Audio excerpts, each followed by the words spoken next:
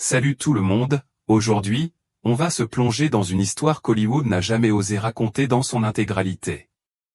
Oubliez Elizabeth Taylor avec ses fossiles et son glamour des années 60. Oubliez la reine séductrice dont on vous a parlé à l'école. La vraie Cléopâtre était bien plus sournoise, plus intelligente et assurément plus dangereuse que tout ce que le cinéma a osé dépeindre. Avant de vous installer, si vous appréciez ce genre de contenu historique sans filtre, mettez un pouce bleu et dites-moi dans les commentaires d'où vous regardez. De votre lit? Du travail, caché?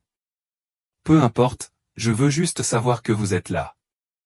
Maintenant, tamisez les lumières, installez-vous confortablement, fermez l'application TikTok qui tourne en arrière-plan et préparez-vous à rencontrer une femme qui a utilisé le sexe comme arme de destruction massive et a fait de son vagin l'arme géopolitique la plus puissante du monde antique.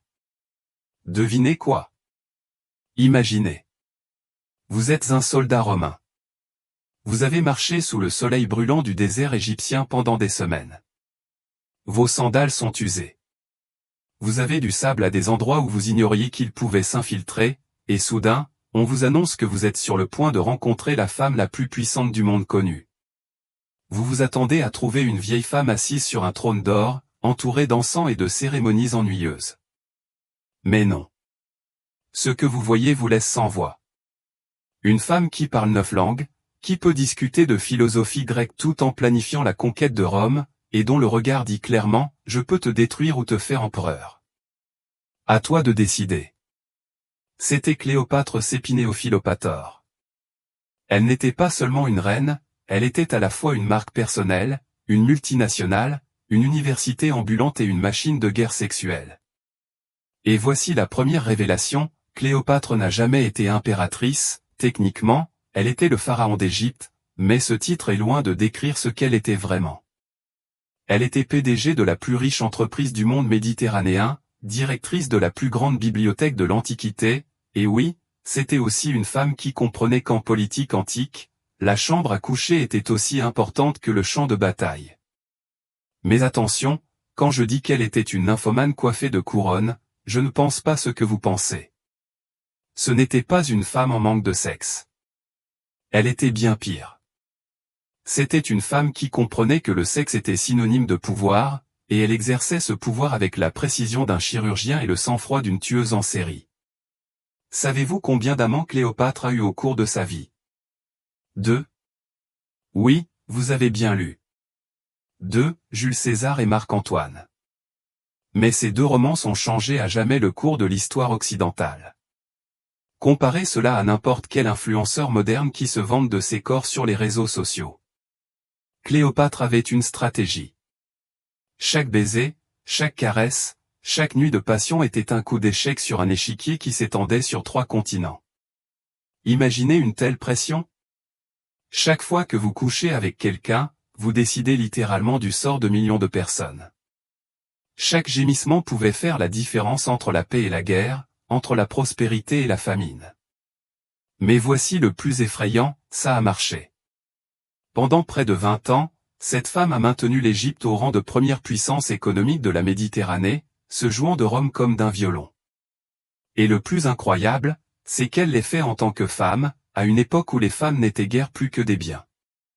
C'était comme jouer aux échecs avec une main attachée dans le dos, les yeux bandés, et gagner partie après partie.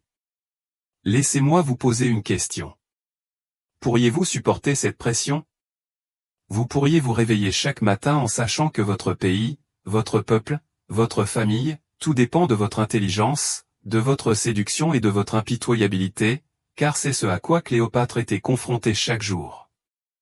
Et non seulement elle l'a affronté, mais elle en a tiré profit. Aujourd'hui, nous allons découvrir comment une jeune femme de 22 ans est devenue le cauchemar de Rome. Comment a-t-elle utilisé son intelligence et sa sexualité comme arme de guerre?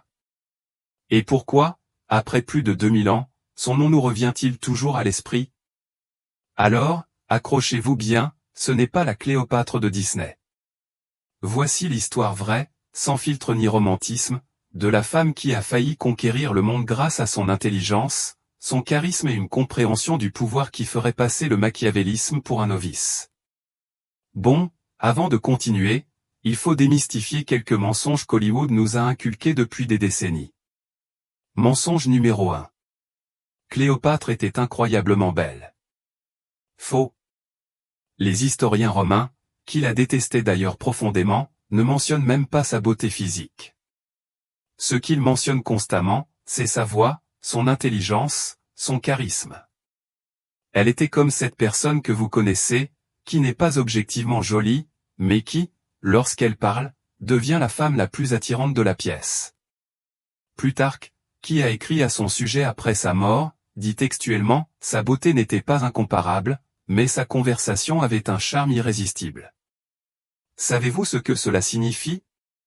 Cléopâtre était ce que nous appellerions aujourd'hui une femme charismatique et sexy.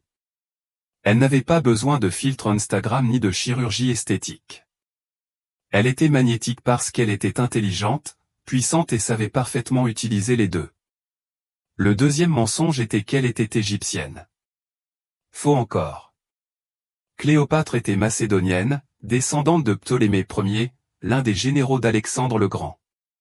Sa famille avait régné sur l'Égypte pendant 300 ans, mais elle était toujours grecque. En fait, il y a de fortes chances qu'elle soit plus pâle que beaucoup d'Européens modernes. Mais voilà ce qui est intéressant. Elle fut la première de sa dynastie à apprendre l'égyptien. Incroyable. 3 siècles de règne des rois grecs sur l'Égypte sans même se soucier de la langue locale. C'était comme si la famille royale anglaise avait régné pendant des siècles sans apprendre l'anglais.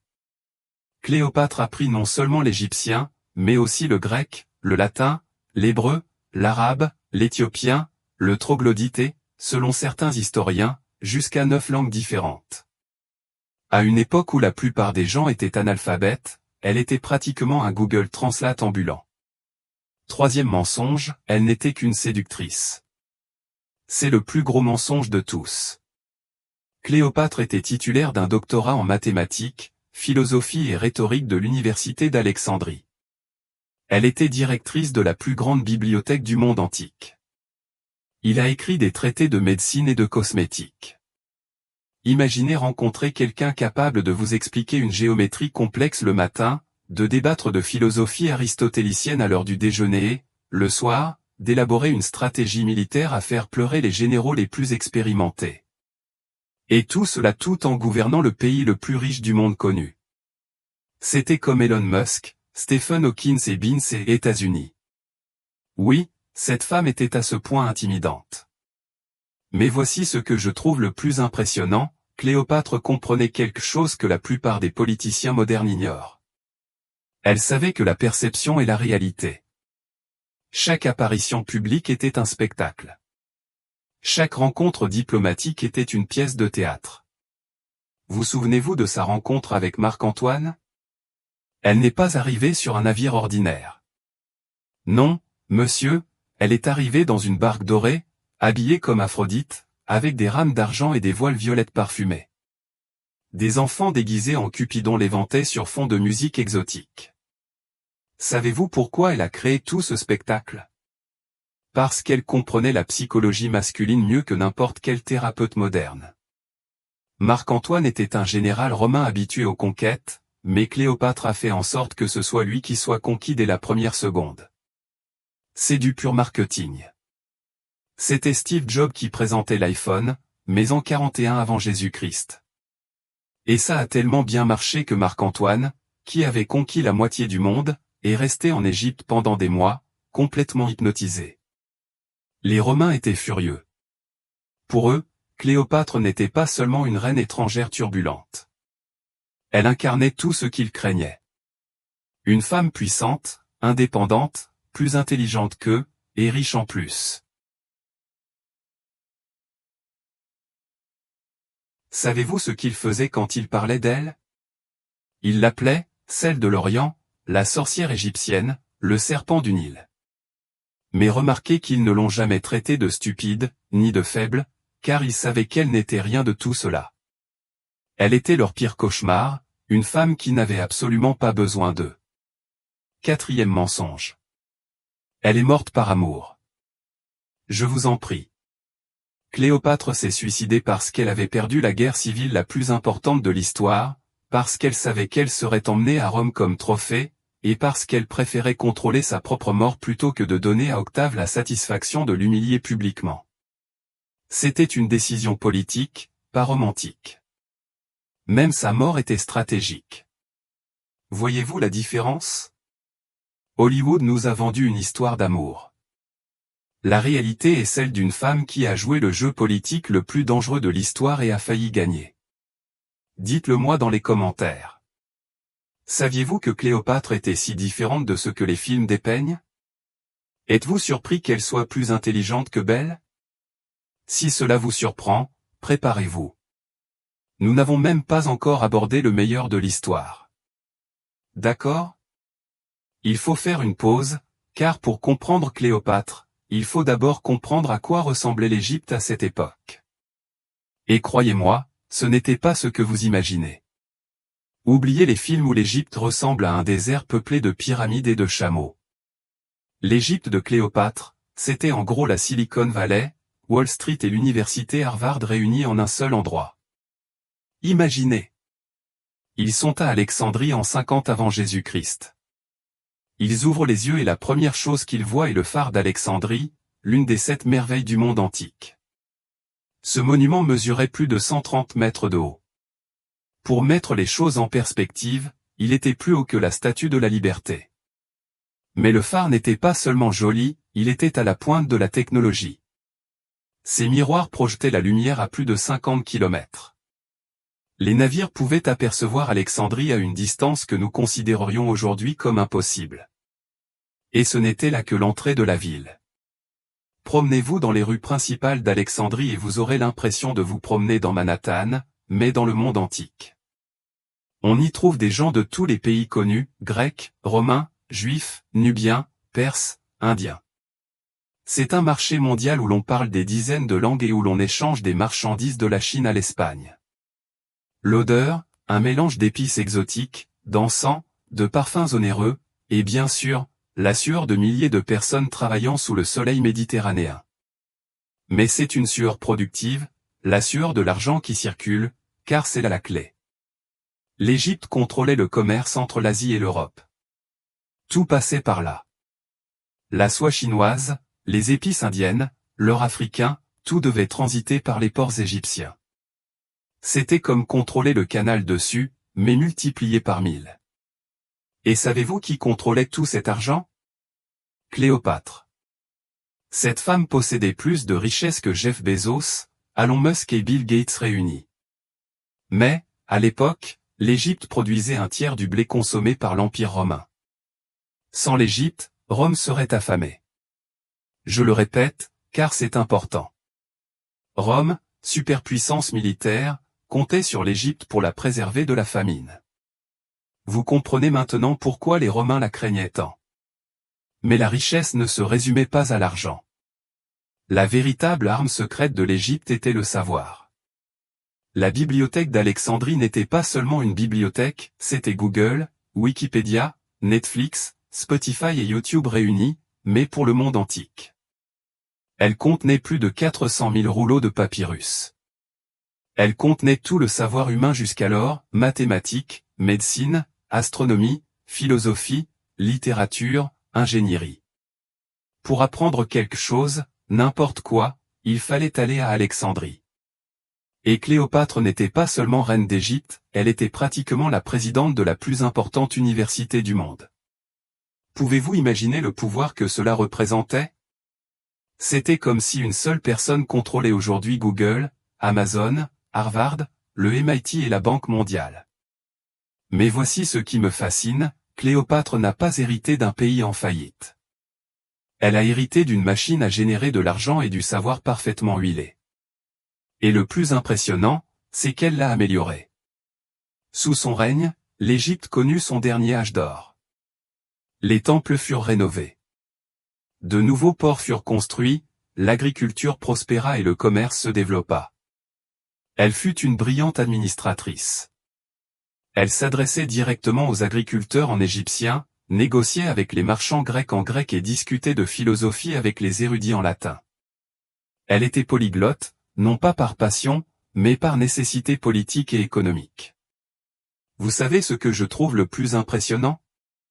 Qu'elle ait réussi à accomplir tout cela en tant que femme, à une époque où, dans de nombreuses cultures, les femmes avaient moins de droits que les esclaves. À Rome, une loi interdisait même aux femmes de témoigner lors d'un procès. À Rome, une femme était la propriété de son père jusqu'à son mariage, puis elle devenait la propriété de son mari. Mais Cléopâtre était la souveraine absolue de la plus puissante économie de la Méditerranée. Les Romains savaient que conquérir l'Égypte par la force serait un désastre. D'abord parce que l'Égypte avait des alliances commerciales avec la moitié du monde. Deuxièmement, parce qu'une guerre en Égypte aurait détruit l'économie qui alimentait Rome. C'était comme si quelqu'un essayait aujourd'hui de bombarder la Silicon Valley.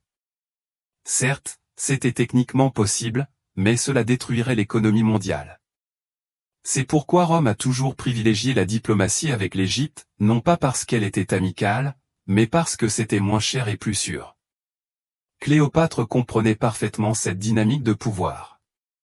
Elle savait que Rome avait plus besoin d'elle qu'elle n'avait besoin de Rome, mais elle savait aussi que cet avantage était temporaire. Rome grandissait. D'année en année, les Romains devenaient plus forts militairement et moins dépendants économiquement de l'Égypte. C'était une course contre la montre. Soit Cléopâtre trouvait un moyen de s'allier à Rome sur un pied d'égalité, soit Rome finissait par trouver un moyen de conquérir l'Égypte sans détruire son économie. Et quelle était sa stratégie? C'est là qu'intervient le sexe, mais pas comme on pourrait le croire, mais comme arme géopolitique. Dites-moi dans les commentaires, saviez-vous que l'Égypte était si puissante économiquement? Êtes-vous surpris d'apprendre que Rome dépendait autant de l'Égypte?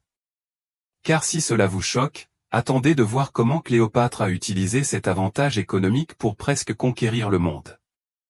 Bon, les gars, c'est là que les choses deviennent vraiment intéressantes et que vous comprendrez pourquoi Cléopâtre était bien plus dangereuse que n'importe quel général romain. Imaginez un instant que vous êtes un stratège militaire. Vous avez deux options pour conquérir une superpuissance. Option A. Ils envahissent le pays avec des centaines de milliers de soldats. Ils dépensent des fortunes, perdent des vies et risquent de détruire ce qu'ils veulent conquérir. Option B. Ils séduisent le chef ennemi et en font leurs alliés. Laquelle choisirait-il? Exactement. L'option B est moins chère, plus efficace et plus astucieuse. Cléopâtre l'a compris mieux que quiconque, mais voici le détail que personne ne vous dévoile. Elle n'était pas une séductrice. C'était elle qui était courtisée par les hommes les plus puissants du monde. Vous voyez la différence? Elle n'était pas une femme désespérée utilisant son corps pour s'attirer les faveurs. C'était une PDG utilisant toutes les ressources à sa disposition pour étendre son empire. Ses atouts étaient un cerveau brillant, une éducation supérieure, l'économie la plus prospère du monde et, bien sûr, sa féminité. Mais elle utilisait sa féminité comme Steve Jobs utilisait le design de l'iPhone. Ce n'était pas sa seule richesse, mais elle en faisait partie intégrante de son expérience. Prenons l'exemple de Jules Césario. Lorsque César arriva à Alexandrie pour chasser Pompéo en 48 après Jésus-Christ, Cléopâtre se retrouva confrontée à un problème. Son frère Ptolémée III l'avait chassé du pouvoir, et César pourrait décider de le soutenir. Que fait une reine sans royaume? La plupart auraient supplié, offert de l'argent, promis soumission. Cléopâtre fait mieux. Elle crée le moment le plus cinématographique de l'histoire antique. Elle se fait envelopper dans un tapis et demande qu'on le lui apporte en cadeau dans les appartements de César. Imaginez la scène. César, l'homme le plus puissant de Rome, examine cartes et documents lorsqu'un tapis apparaît soudain. On le déroule et une jeune femme intelligente, parlant parfaitement le latin, en sort. Elle commence aussitôt à discuter de la situation politique en Égypte avec une compréhension qui impressionne le plus brillant stratège de Rome. Il ne s'est pas déshabillé, il ne s'est pas jeté à ses pieds, il a fait quelque chose de bien plus séduisant. Il a prouvé qu'il était son égal intellectuel. César avait 52 ans. Il avait conquis la Gaule, franchi le Rubicon, vaincu Pompéi, tout vu, tout fait. Et soudain, une jeune femme de 22 ans arrive, capable de suivre ses conversations politiques et même de comprendre l'économie mieux que lui. Savez-vous ce qui séduit le plus un homme extrêmement intelligent et puissant? Une femme capable de le défier intellectuellement. Leur romance était réelle, mais c'était aussi une alliance stratégique. César avait besoin des ressources de l'Égypte pour financer ses ambitions. Cléopâtre avait besoin de la puissance militaire de Rome pour rester sur le trône. Ils eurent un fils, César. Héroïque, Cléopâtre ne demanda jamais César en mariage. Pourquoi? Parce qu'épouser César aurait fait d'elle une simple épouse romaine. En restant célibataire, elle demeurait reine d'Égypte. C'était comme bénéficier de tous les avantages d'une alliance avec les États-Unis, tout en préservant sa souveraineté nationale. César vécut en Égypte pendant des mois. Les Romains commencèrent à murmurer que leur dirigeant s'égyptifiait, et ils avaient raison. César fut si impressionné par l'administration égyptienne qu'il entreprit des réformes inspirées du système égyptien. Même le calendrier julien que nous utilisons aujourd'hui est basé sur le calendrier égyptien que Cléopâtre lui avait expliqué. Vous rendez-vous compte de ce qui s'est passé? Cléopâtre ne séduisit pas seulement César sexuellement, elle le séduisit culturellement. Elle le convainquit que l'Égypte était supérieure à Rome à bien des égards. Mais César fut assassiné en 44 avenue Jésus-Christ, laissant Cléopâtre sans son protecteur militaire. Que fit-elle? Elle attendit, observa et étudia le sort de la victoire dans la guerre civile qui allait inévitablement éclater à Rome. Et lorsque Marc-Antoine devient l'un des hommes les plus puissants du nouveau triomphateur, Cléopâtre passe à l'action, maestro, mais cette fois, elle est encore plus intelligente. Marc-Antoine était complètement différent de César. César était un intellectuel qui appréciait les conversations brillantes. Marc-Antoine était un guerrier qui appréciait le spectacle et la grandeur. Alors, que fait Cléopâtre? Elle lui donne exactement ce dont il a besoin, mais multiplié par 1000. L'arrivée à Tarse, évoquée plus haut, n'était pas seulement une question de façade, c'était de la psychologie appliquée. Marc-Antoine s'attendait à ce qu'une reine Basaïa arrive humblement pour lui demander des faveurs. Au lieu de cela, une déesse est arrivée, transformant son navire en scène de la séduction la plus élaborée de l'histoire. Marc-Antoine fut si impressionné qu'il annula un dîner qu'il avait préparé pour elle et accepta de dîner sur le navire de Cléopâtre. Voyez ce qui se passa? D'un seul geste, Cléopâtre renversa la situation. Marc-Antoine passa du statut de celui qui accordait des faveurs à celui de celui qui les demandait. Et le sexe, lorsqu'il arriva enfin, n'était pas le but, c'était la cerise sur le gâteau d'une séduction déjà opérée sur les plans intellectuels, culturels et psychologiques. Marc-Antoine n'était pas stupide. Il savait exactement ce que Cléopâtre faisait, mais il s'en fichait, car ce qu'elle offrait était irrésistible, non seulement du plaisir, mais aussi du pouvoir, de la richesse et la possibilité de créer un empire rivalisant avec Rome. Dites-moi dans les commentaires, pensez-vous que Cléopâtre était manipulatrice ou simplement intelligente? Y a-t-il une différence entre les deux lorsqu'on joue au jeu politique le plus dangereux de l'histoire? Car ce qui suit, c'est le moment où Cléopâtre a failli changer à jamais l'histoire du monde occidental. C'est là que l'histoire devient complètement folle, les amis. Ce que Cléopâtre et Marc-Antoine ont créé ensemble n'était pas seulement une histoire d'amour, c'était une véritable alternative à ce que nous appelons la civilisation occidentale. Voyez les choses ainsi, aujourd'hui, nous parlons espagnol. Nos lois sont basées sur le droit romain. Notre culture est fondée sur les valeurs gréco-romaines. Mais si Cléopâtre avait gagné, nous vivrions dans un monde complètement différent. Peut-être parlerions-nous grec. Peut-être que nos villes auraient des bibliothèques géantes au lieu de colisées. Peut-être que la science aurait progressé 1000 ans plus vite. Ce n'est pas une exagération. C'est ce qui a failli se produire après que Marc-Antoine soit devenu obsédé par Cléopâtre. Il s'installa pratiquement à Alexandrie et, ensemble, ils commencèrent à bâtir quelque chose d'inédit, un empire gréco-égyptien rivalisant avec Rome. Leur projet était de créer une nouvelle dynastie qui régnerait de l'Espagne à l'Inde, avec Alexandrie comme capitale mondiale. Ça paraît fou, non? Mais ils avaient les ressources pour y parvenir. Marc-Antoine contrôlait tout l'Empire romain d'Orient, la Grèce, l'Asie mineure, la Syrie et une grande partie de la Méditerranée orientale. Cléopâtre contrôlait l'Égypte, véritable Amazone de l'Antiquité, la société logistique la plus performante au monde. Ensemble, ils possédaient plus d'argent que le reste du monde réuni. Ils possédaient les meilleurs généraux, la meilleure technologie militaire, les meilleures routes commerciales et, surtout, une vision. Cléopâtre avait convaincu Marc-Antoine que Rome agissait mal. Rome conquit par la force et gouverna par la peur. Cléopâtre proposait de conquérir par la séduction culturelle et de gouverner par la prospérité économique. C'était comme la différence entre être les États-Unis pendant la guerre en Irak et être les États-Unis pendant le plan Marshall. Une stratégie détruit et contrôle, l'autre construit et séduit. Marc-Antoine commença à adopter les coutumes égyptiennes. Il s'habillait comme un pharaon. Il participait aux cérémonies religieuses égyptiennes. Il apprit quelques rudiments de l'égyptien. Les Romains étaient furieux. À leurs yeux, Marc-Antoine était devenu fou. Mais la vérité est que Marc-Antoine avait vu quelque chose que Rome refusait d'admettre. L'Égypte était culturellement supérieure à bien des égards. Tandis que Rome construisait des colisées pour divertir les masses par la violence, l'Égypte construisait des bibliothèques pour éduquer les élites. Tandis que Rome conquérait par la destruction, l'Égypte prospérait grâce au commerce.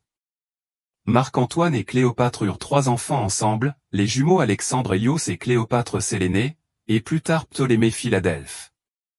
Et le plus remarquable, c'est que les prénoms de leurs enfants étaient une déclaration politique. Alexandre Hélios signifie Alexandre le Soleil. C'était une référence directe à Alexandre le Grand, mais aussi une promesse. Cet enfant allait devenir la nouvelle conquérante du monde. Cléopâtre Sélénée signifie Cléopâtre Luna, Soleil et Lune, mâle et femelle, et ouest. C'était une façon poétique de dire, ces enfants vont tout gouverner. Et pour montrer qu'ils étaient sérieux, ils organisèrent à Alexandrie une cérémonie qui était en quelque sorte une déclaration de guerre à Rome, mais déguisée en fête. Ils l'appelèrent les donations d'Alexandrie. Marc-Antoine et Cléopâtre apparurent déguisés en dieux. Lui en Osiris Dionysos, elle en Isis Aphrodite. Leurs enfants apparurent en princes d'un empire qui n'existait pas encore, mais qu'ils étaient déterminés à créer. Marc-Antoine déclara Césarion, fils de Cléopâtre, et Jules César, véritables héritiers de César. Ce fut un affront direct à Octave, qui avait fondé tout son pouvoir sur son statut de fils adoptif de César. Puis il distribua des territoires comme s'il possédait la moitié du monde. Il confia à Alexandre Lius le contrôle de l'Arménie et de la Médie. Il donna à Cléopâtre et Sélénée la Crète et la Cyrénaïque, il donna à Ptolémée, Philadelphe, la Syrie et l'Asie mineure. Était-il fou?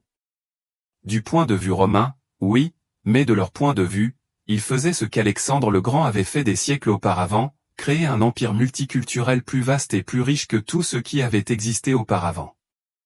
Le problème, c'est que Rome. Il n'allait pas le permettre. Octave, qui deviendrait plus tard l'empereur Auguste, comprit immédiatement ce qui se passait. Ce n'était pas seulement que Marc-Antoine était tombé amoureux d'une reine étrangère, c'était aussi que Marc-Antoine et Cléopâtre bâtissaient un empire alternatif capable de détruire Rome. Octave fit alors ce que les politiciens savent faire de mieux, une campagne de propagande brutale. Il commença à répandre des rumeurs selon lesquelles Cléopâtre avait ensorcelé Marc-Antoine, l'avait drogué avec des potions magiques, était une sorcière qui voulait détruire la civilisation romaine. Mais la rumeur la plus efficace était celle à caractère sexuel.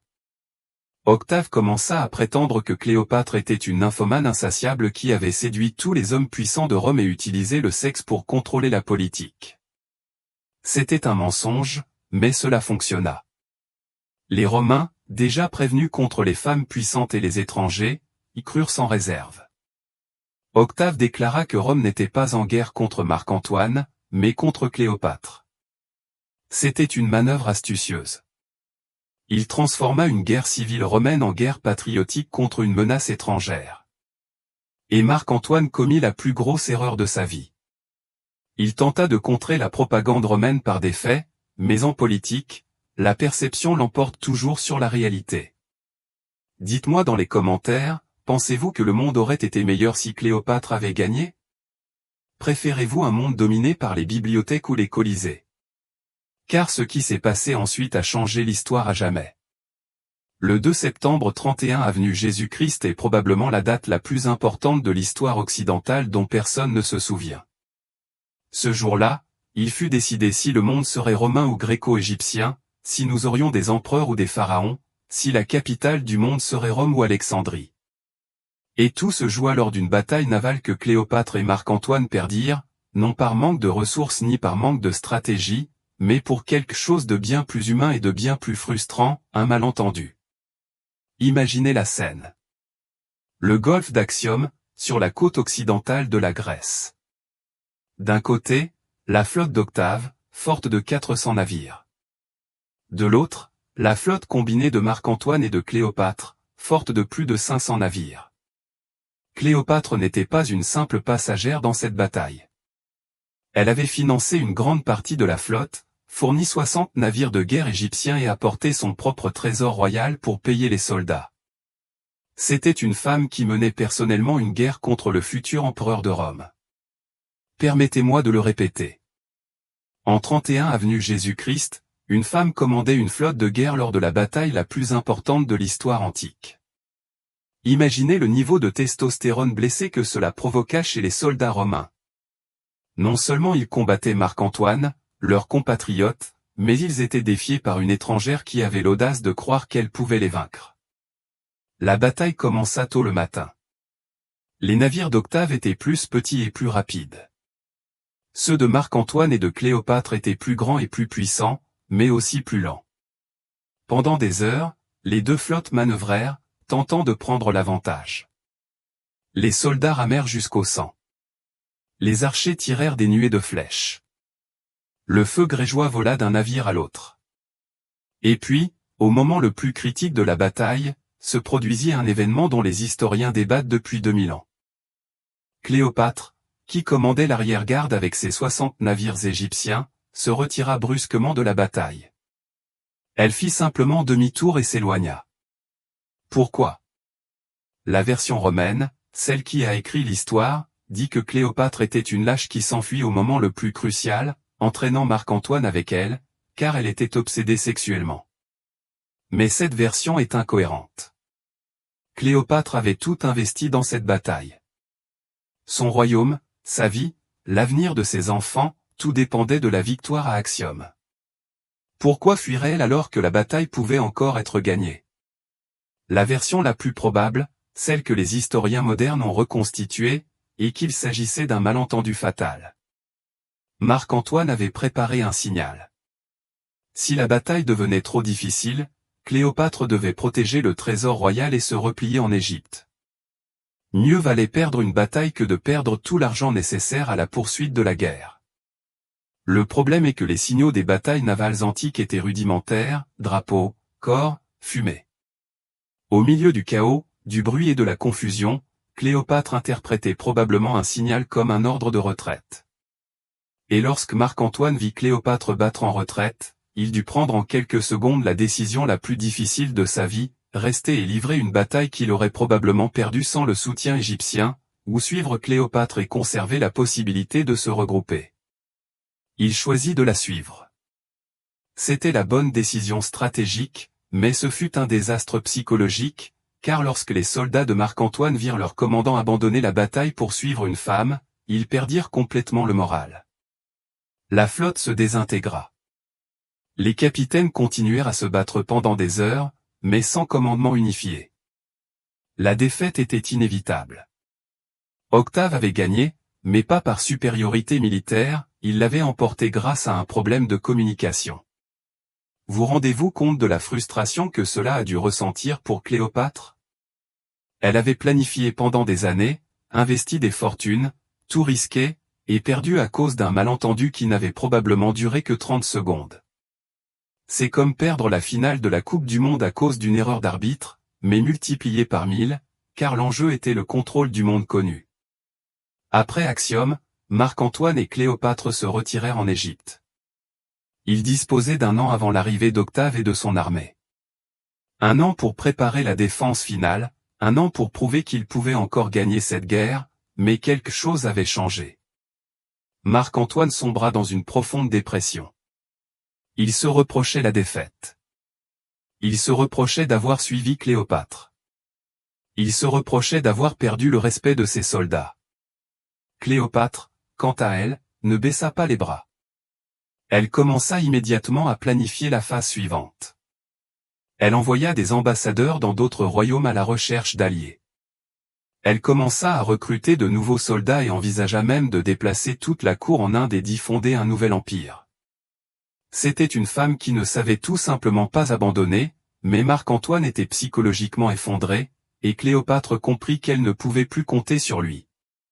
Elle entreprit donc un projet inattendu, son prochain coup de maître, car même vaincue, Cléopâtre restait Cléopâtre, et elle avait encore des cartes à jouer. Dites-moi dans les commentaires, pensez-vous que l'histoire aurait été différente sans ce malentendu à Axiom? Imaginez un monde où Cléopâtre aurait gagné? Car ce qu'elle a fait ensuite montre pourquoi elle était la femme la plus dangereuse du monde antique, même lorsqu'elle était en train de perdre. C'est ici que Cléopâtre démontre pourquoi elle était une adversaire absolument terrifiante. Car même lorsque tout semblait perdu, même lorsque Marc-Antoine était déprimé et son armée démoralisée, elle avait encore un plan dans sa manche. Son plan était si audacieux qu'il frisait la folie, elle allait séduire Octave. Oui, vous avez bien lu. L'ancienne amante de Jules César et de Marc-Antoine complotait maintenant pour conquérir l'homme venu la détruire. Mais voilà le génie. Ce n'était pas du désespoir, c'était de la pure logique stratégique. Cléopâtre avait étudié Octave pendant des années. Elle savait qu'il était différent de César et de Marc-Antoine. César était un intellectuel qui appréciait les esprits brillants. Marc-Antoine était un guerrier qui appréciait le spectacle et la grandeur. Octave était un pur politicien. Seul le pouvoir, la stabilité et le contrôle l'intéressaient. Il n'était ni émotif comme Marc-Antoine, ni philosophe comme César. Il était calculateur, froid et pragmatique. Et Cléopâtre pensa, si Octave est purement pragmatique, alors je peux lui offrir ce que Marc-Antoine n'a jamais pu faire, une alliance qui lui assurerait le contrôle absolu du monde méditerranéen sans avoir à détruire l'Égypte. C'était à la fois brillant et terrible. Alors que Marc-Antoine sombrait dans l'alcool et l'apitoiement sur lui-même, Cléopâtre commença à envoyer des messages secrets à Octave. Non pas des supplications, ni des offres de reddition, mais des propositions commerciales. Elle proposa de lui livrer Marc-Antoine en échange de l'autorisation pour ses fils de gouverner l'Égypte en tant que vassaux romains.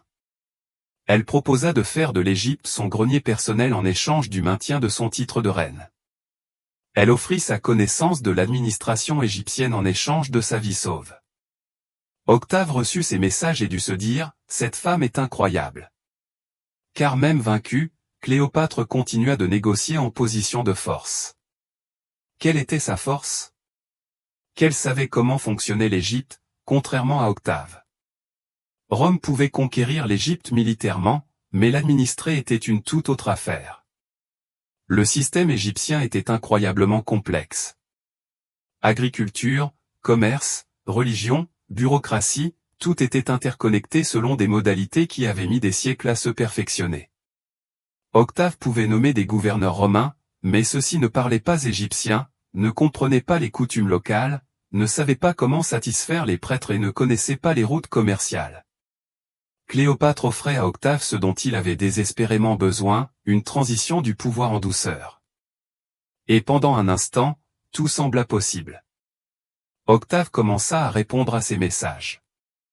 Il ne lui avait rien promis de définitif, mais il ne l'avait pas non plus rejeté complètement. Il étudiait ses offres. Imaginez la tension à Alexandrie durant ces mois. Marc-Antoine buvait et se lamentait, tandis que Cléopâtre correspondait secrètement avec son ennemi mortel. C'était une trahison, une question de survie, de l'amour pour ses enfants, c'était simplement le dernier gambit d'un maître du jeu. C'était probablement tout cela à la fois, mais Marc-Antoine l'a découvert. L'histoire ne sait pas exactement comment il l'a découvert, mais lorsqu'il l'a appris, il s'est senti complètement trahi. Pour lui, Cléopâtre ne mettait pas seulement fin à leur relation, mais validait toutes les accusations romaines selon lesquelles elle était une femme manipulatrice qui utilisait le sexe pour contrôler les hommes puissants. Marc-Antoine affronta Cléopâtre et ils livrèrent le combat le plus épique de l'histoire antique, un combat qui décida du sort du monde occidental. Marc-Antoine l'accusa d'être exactement ce que les Romains décrivaient d'elle, une séductrice sans scrupules, passant d'homme en homme à sa guise. Cléopâtre répondit qu'elle essayait de sauver ce qui restait de son royaume et de ses enfants, et que s'il ne pouvait pas gagner la guerre, il devrait au moins la laisser tenter de gagner la paix. C'était un combat entre deux philosophies radicalement opposées du pouvoir et de la survie. Marc-Antoine croyait à l'honneur militaire, à la gloire, et à la mort plutôt qu'à la reddition. Cléopâtre croyait en la survie pragmatique, en l'adaptation pour survivre, en faisant le nécessaire pour protéger son peuple et ses enfants. Qui avait raison? Cela dépend de la façon dont on considère la situation. La version romantique dit que Marc-Antoine avait raison, qu'il y a des choses plus importantes que la survie, que la dignité vaut plus que la vie. La version pragmatique affirme que Cléopâtre avait raison, qu'un dirigeant a la responsabilité d'explorer toutes les options pour protéger son peuple, même les plus désagréables. Ce qui est indiscutable, c'est que le combat a anéanti toute possibilité de défense unifiée de l'Égypte. Marc-Antoine quitta Alexandrie et se construisit une chaumière sur une île où il comptait vivre en ermite. Cléopâtre resta seule au palais, attendant la réponse d'Octave. Lorsqu'Octave arriva enfin aux portes d'Alexandrie en 30 avenue Jésus-Christ, il trouva un royaume divisé entre un Marc-Antoine psychologiquement vaincu et une Cléopâtre qui croyait encore pouvoir négocier. C'était l'heure de vérité. Octave accepterait les offres de Cléopâtre, la considérant comme une alliée précieuse ou une menace à éliminer. La réponse déterminerait non seulement le sort de Cléopâtre, mais aussi l'avenir de la civilisation occidentale.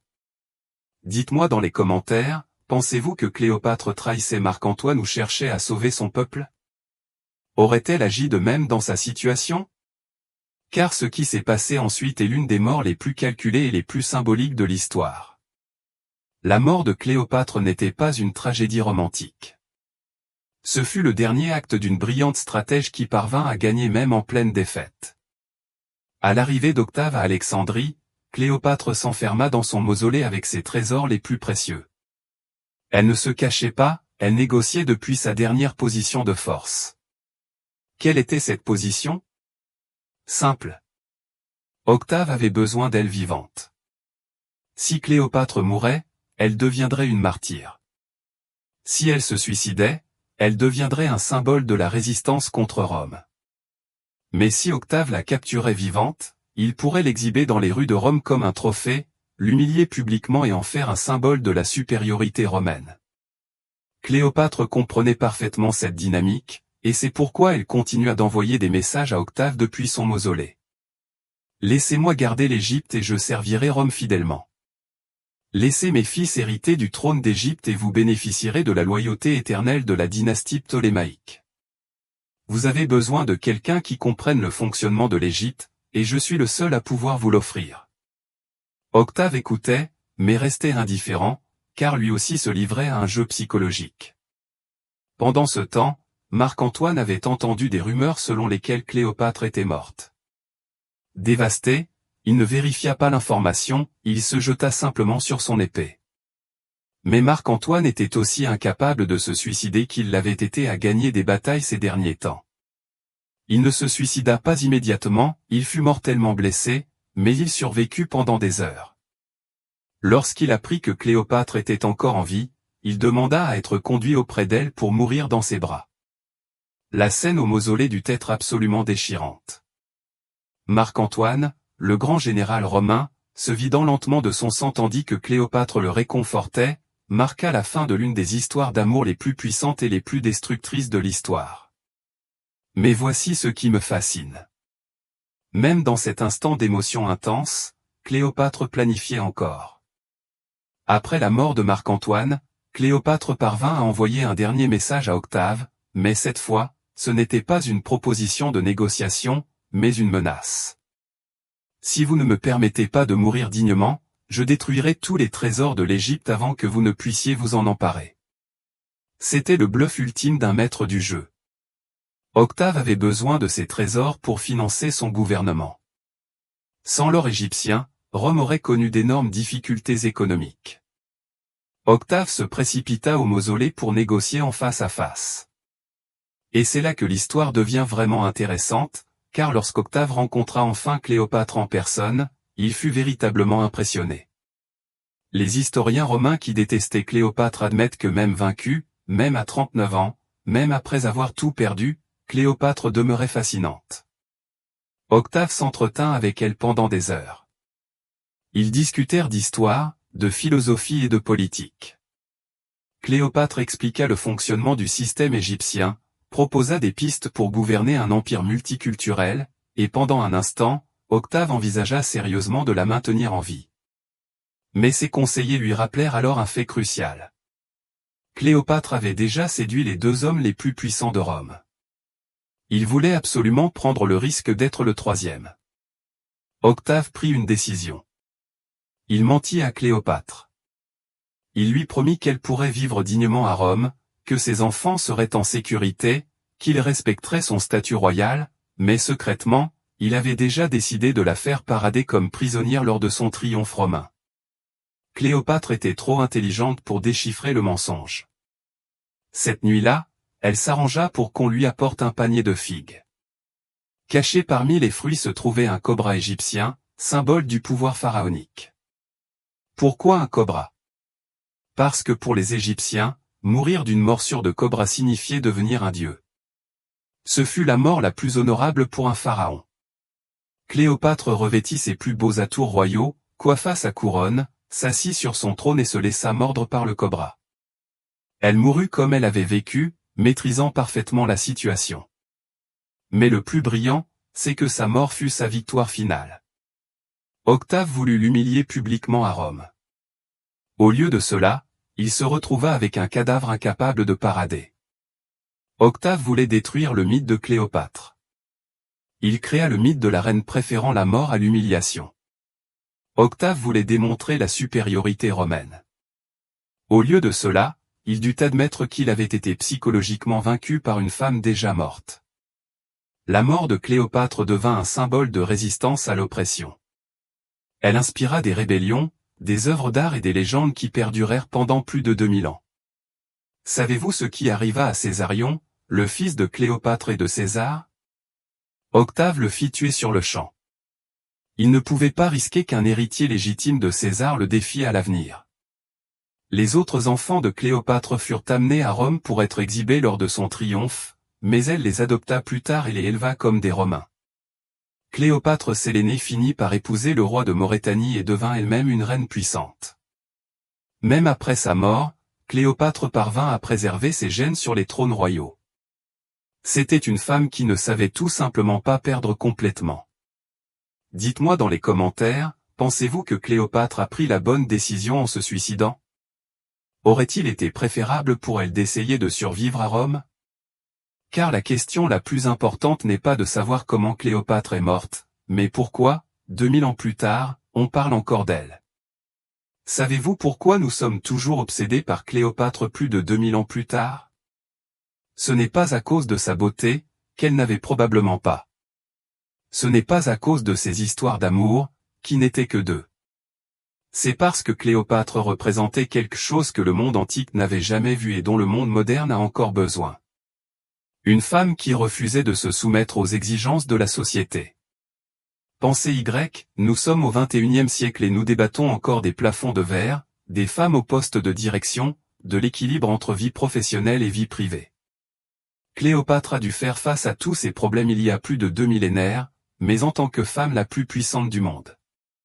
Imaginez les décisions qu'elle devait prendre chaque jour. Comment être mère sans paraître faible? Comment être une leader sans paraître frivole? Comment être intelligente sans intimider les hommes dont elle avait besoin comme alliés? Comment être puissante sans être perçue comme une menace? Aucun homme puissant de son époque n'avait à affronter ces problèmes. César pouvait être brutal, intelligent, séduisant et puissant sans que personne ne remette en question sa masculinité.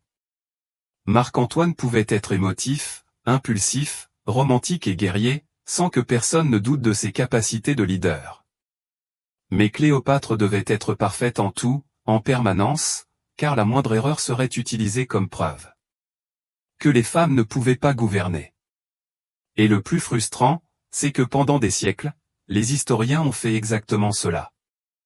Ils ont réduit l'un des plus brillants esprits politiques de l'histoire à la séductrice qui a détruit deux grands Romains. Vous rendez-vous compte à quel point ce récit est sexiste? Il sous-entend que César et Marc-Antoine étaient si faibles mentalement qu'une femme pouvait les contrôler par le sexe. Cela implique que deux des généraux les plus brillants de Rome étaient de véritables idiots hormonaux. La réalité est bien plus complexe et bien plus intéressante. Cléopâtre était si intelligente, si riche, si instruite et si visionnaire que César et Marc-Antoine comprirent que s'allier à elle était la décision la plus judicieuse à prendre. Ils ne furent pas séduits, mais convaincus. Et savez-vous ce qui est le plus impressionnant? Cléopâtre a failli gagner. Sans le malentendu d'Axiome, si Marc-Antoine n'avait pas déprimé après la défaite, si Octave avait été un peu moins paranoïaque, nous vivrions aujourd'hui dans un monde complètement différent. Un monde où le savoir aurait été plus valorisé que la guerre, où la bibliothèque d'Alexandrie serait restée le centre du savoir mondial, où la diversité culturelle aurait été perçue comme une force, et non comme une menace. Cléopâtre était-elle parfaite? Bien sûr que non. Elle était manipulatrice. Quand il le fallait. Elle était impitoyable envers ses ennemis. Elle fit probablement tuer ses frères pour asseoir son pouvoir, mais comparez cela à celui de n'importe quel dirigeant masculin de son époque. César massacra plus d'1 million de Gaulois. Octave exécuta ses ennemis politiques par milliers. Marc-Antoine ordonna la crucifixion de populations entières. Cléopâtre usait d'intelligence et de séduction. Ils utilisaient la violence et la peur. Qui était vraiment plus civilisé? Et c'est là toute l'ironie du sort. La propagande romaine contre Cléopâtre était si efficace qu'ils ont, sans le vouloir, créé son mythe. En la présentant comme une femme séduisante, capable de contrôler les hommes les plus puissants du monde, les Romains en ont fait un symbole du pouvoir féminin. En la représentant comme une reine exotique et mystérieuse de l'Orient, ils en ont fait un symbole de résistance à l'oppression occidentale. En la représentant comme une femme choisissant ses amants plutôt qu'étant choisie, ils en ont fait un symbole de l'autonomie sexuelle féminine. Rome a gagné la guerre, mais Cléopâtre a remporté le récit. Aujourd'hui, lorsqu'une femme réussit en affaires, on la qualifie péjorativement d'ambitieuse. Lorsqu'une femme use de sa beauté, en plus de son intelligence, on l'accuse de manipulation. Lorsqu'une femme multiplie les relations, elle est jugée plus sévèrement qu'un homme dans la même situation. Cléopâtre a subi exactement la même critique il y a 2000 ans, et sa réponse fut simple, il se fichait de ce que pensaient les autres. Elle allait utiliser tous les outils à sa disposition pour protéger son royaume et son peuple. Cela fait d'elle une féministe. Elle ne savait probablement même pas ce que ce mot signifiait, mais cela fait d'elle un exemple de ce qu'une femme peut accomplir lorsqu'elle refuse de se soumettre aux attentes de la société. Dans un monde où les femmes continuent de gagner moins que les hommes pour le même travail, où elles sont sous-représentées au poste de direction et où elles sont jugées plus sévèrement pour les mêmes actions, Cléopâtre conserve toute sa pertinence. Non pas parce qu'elle était parfaite, mais parce qu'elle refusait de se faire petite, non pas parce qu'elle était une sainte, mais parce qu'elle comprenait que le pouvoir ne se donne pas, il se prend. Non pas seulement parce qu'elle était belle, mais parce qu'elle a démontré que l'intelligence alliée à la détermination peut changer le monde. Dites-moi dans les commentaires, pensez-vous que Cléopâtre réussirait dans le monde moderne? Que penseriez-vous d'elle si elle était une contemporaine? Car la question n'est pas de savoir si Cléopâtre était bonne ou mauvaise. La question est, que pouvons-nous apprendre d'une femme qui a réussi à devenir la personne la plus puissante de son époque dans un monde conçu pour la réduire au silence? Et voilà, nous arrivons au bout de cette histoire folle. Mais avant de conclure, j'aimerais que nous réfléchissions à quelque chose. Que serait-il arrivé si Cléopâtre était née au XXIe siècle? Imaginez-la en PDG milliardaire, parlant 10 langues, titulaire de doctorats de Harvard et d'Oxford, dirigeant une multinationale et dotée du pouvoir de convaincre. Une personne dans n'importe quelle salle de conseil. Comment réagirions-nous face à une telle femme aujourd'hui? Soyons honnêtes, nous l'aimerions et la détesterions probablement à la fois. Nous l'admirerions pour sa réussite, mais la critiquerions pour son ambition excessive. Nous célébrerions son intelligence, mais remettrions en question son authenticité. Il respecterait son pouvoir, mais spéculerait constamment sur sa vie privée. Ça vous rappelle quelque chose, non? Car au fond, Cléopâtre nous met mal à l'aise pour la même raison qu'elle mettait les Romains mal à l'aise. Elle nous rappelle que le pouvoir n'a pas de sexe, que l'intelligence n'a pas de limite et qu'une femme déterminée peut changer le cours de l'histoire. Mais voici la leçon la plus importante que Cléopâtre nous laisse.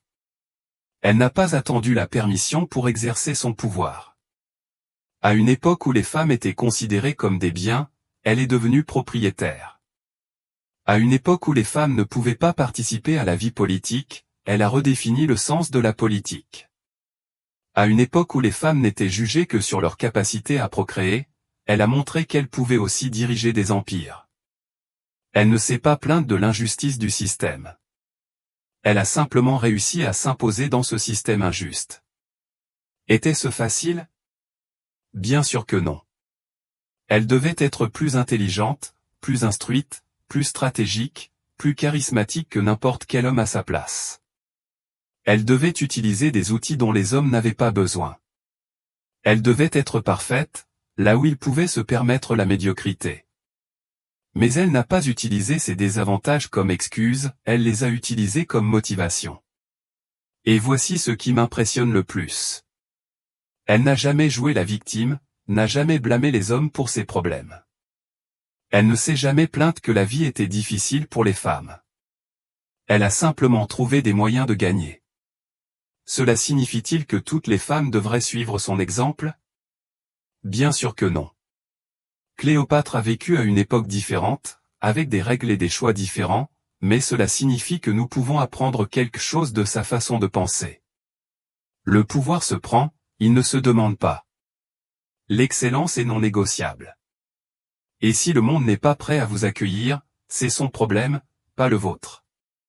Cléopâtre avait compris quelque chose que nous avons encore du mal à comprendre aujourd'hui, être une femme n'est pas une limitation, c'est une perspective différente, une perspective qui peut être aussi précieuse, aussi puissante et aussi transformatrice que n'importe quelle autre. Une nymphomane couronnée, comme le suggère le titre de cette vidéo, dépend de la définition que l'on donne à une nymphomane. Si nymphomane désigne une femme obsédée par le sexe, alors non. Cléopâtre a eu 2 relations sérieuses dans toute sa vie. Sans nymphomane, cela désigne une femme qui a compris que le désir, la séduction et l'intimité pouvaient être des outils de pouvoir aussi efficaces que les armées et l'argent. Alors oui, mais je préfère la considérer autrement. C'était une femme qui refusait de choisir entre être intelligente ou séduisante, entre être pleine d'entrain ou féminine, entre être une leader ou une mère. Elle était tout cela à la fois, et elle les utilisait toutes simultanément, car elle comprenait que le véritable pouvoir vient du néant, et non de la limitation. 2000 ans plus tard, on parle encore d'elle, on écrit encore des livres, on fait encore des films sur elle, on débat encore d'elle. Savez-vous pourquoi? Parce que Cléopâtre pose une question à laquelle l'humanité n'a toujours pas pleinement répondu. Que se passe-t-il lorsqu'une femme atteint son plein potentiel? La réponse, si l'histoire de Cléopâtre nous apprend quelque chose, c'est qu'elle peut changer le monde. Alors, la prochaine fois que quelqu'un vous dit que vous ne pouvez pas faire quelque chose parce que vous êtes une femme, souvenez-vous de Cléopâtre. La prochaine fois que quelqu'un essaie de vous limiter, quelle qu'en soit la raison, pensez à une femme qui a dirigé le pays le plus riche du monde. Elle parlait aux empereurs d'égal à égal et a failli changer le cours de la civilisation occidentale. La prochaine fois que vous aurez l'impression de devoir choisir entre être respecté ou aimé, entre être intelligent ou séduisant, entre réussir ou être authentique, rappelez-vous que Cléopâtre a refusé de faire ses faux choix, car, au final, c'est là la véritable leçon de Cléopâtre. Elle n'était ni une impératrice, ni une nymphomane, ni une sainte, ni un démon, elle était simplement une femme qui refusait d'en faire moins que ce qu'elle pouvait. Et cela, 2000 ans plus tard, reste révolutionnaire. Dites-moi dans les commentaires quelle leçon de la vie de Cléopâtre vous comptez appliquer à votre propre vie. Y a-t-il un rêve que vous avez repoussé parce que vous le trouvez trop ambitieux ou irréaliste? Et si cette vidéo vous a fait réfléchir différemment au pouvoir, à l'ambition, à ce que signifie réussir dans un monde qui nous limite, n'hésitez pas à aimer et à vous abonner, j'ai plein d'autres histoires comme celle-ci. Histoires de personnes qui ont changé le monde, non pas malgré leurs limites, mais grâce à la façon dont elles ont choisi de les gérer. À bientôt, les amis. Et n'oubliez pas, le monde n'est jamais prêt à recevoir ce que vous avez à offrir. Offrez-le quand même.